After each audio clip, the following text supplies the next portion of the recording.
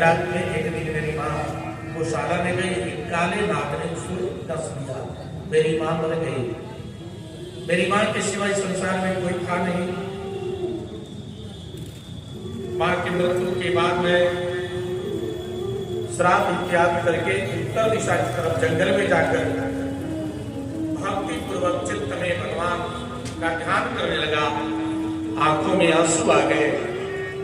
भगवान की छवि धीरे धीरे मेरे हृदय में प्रकट होने लगी और प्रकट होकर अदृश्य हो गई।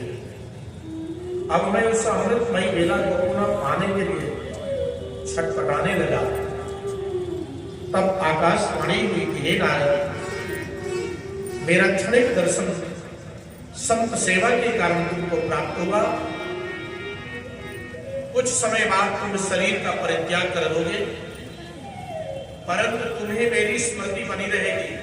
प्रलय के बाद पुनः तुमको जन्म लेकर मेरा सानिध्य प्राप्त मिलेगा। वीणा दी और कहा कि इस वीणा को बजाते हुए मेरे नाम का प्रचार करो।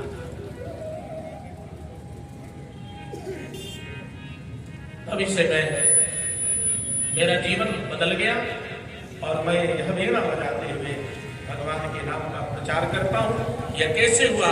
भगवान की बाल लीला की कथा को सुनकर। तो आप ऐसी कथा करिए जिससे सुनने वाले के हृदय में कन्हैया विराजमान हो जाए। और चतुश्लोकी भागवत समाधि अवस्था में रहता है। मैं यह भागवत कैसे उसको बताऊं, यह चिंता सताने लगी। व्यास जी के दो शिष्य थे जो उसी जंगल में जाया करते थे जिस जंगल में सुखदेव जी महाराज समाधि लगाए थे। देखिए, उनकी समाधि 7 दिन में, 1 सप्ताह में एक बार टूटती थी, वह भी मात्र गुरुवर काल का 6.5 मिनट। तो व्यास जी के दो शिष्य जंगल में सिंह बाघ भेड़ियों से बड़ा करते थे। तो 2 श्लोक याद करा दिए व्यास जी और कहे कि यह पढ़ोगे तो निश्चित रूप से जो सिंह बाघ भेड़िए हैं वो तुम्हारे मित्र बन जाएंगे। वह जाकर पढ़ते तो सारे के सारे सिंह बाघ भेड़िए इत्यादि कान लगाकर उन श्लोकों को सुनते थे।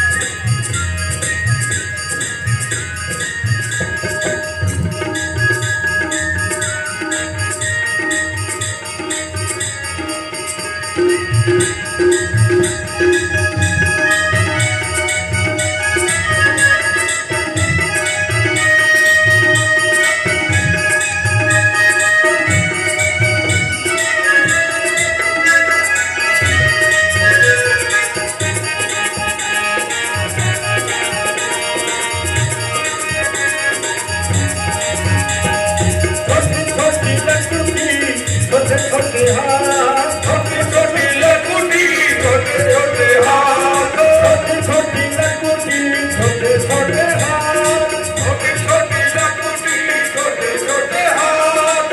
बंसी बजावे मेरो मदन कुमार, बंसी बजावे मेरो मदन गोपाल, बंसी बजावे मेरो मदन गोपाल। छोटी छोटी नैया छोटे छोटे पार, मेरो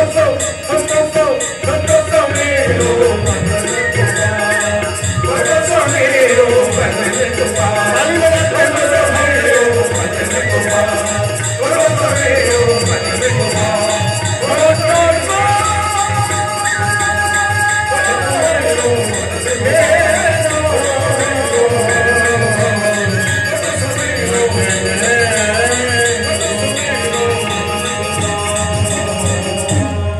बोलिए श्री कृष्ण भगवान